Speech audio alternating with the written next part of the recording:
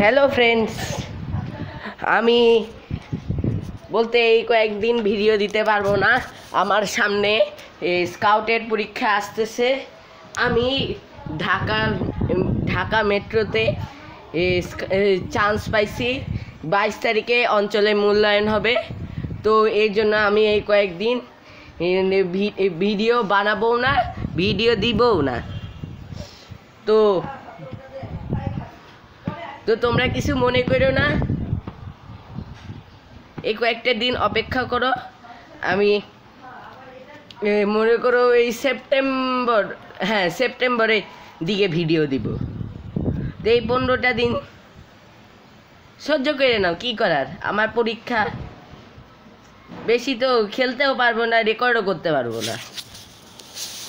তো এই ছিল ভিডিও।